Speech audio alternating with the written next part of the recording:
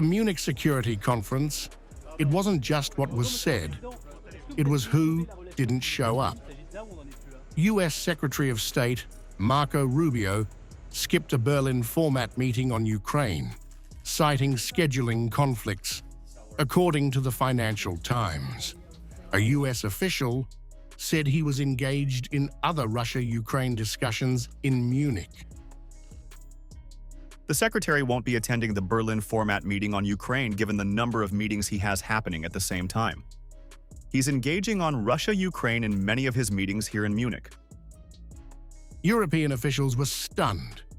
One called the cancellation insane. Another said the meeting lacked substance without Washington. The timing raised fresh concerns that the US may be recalibrating its role in Europe amid rising transatlantic tensions. Rubio did meet German Chancellor Friedrich Merz, discussing negotiations with Russia, military aid to Kyiv, NATO coordination, and supply chains. On X, Rubio said they focused on ending the war and strengthening US-Europe partnership. He is also set to meet President Volodymyr Zelensky before traveling to Budapest to see Hungarian Prime Minister Viktor Orban. Days earlier, in Brussels, Defense Secretary Pete Hegseth skipped a NATO defense ministers' meeting, only the second such absence in recent history.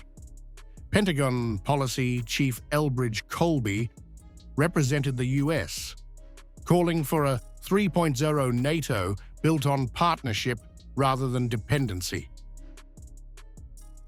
Colby reaffirmed US commitment to Article 5 and extended nuclear deterrence, though in a more limited and focused fashion.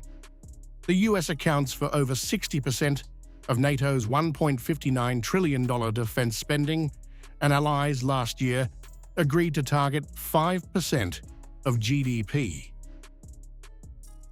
With Washington handing key NATO commands to Europeans and tensions flaring over Greenland and Arctic security, the message is unmistakable. Is America stepping back or demanding Europe step up?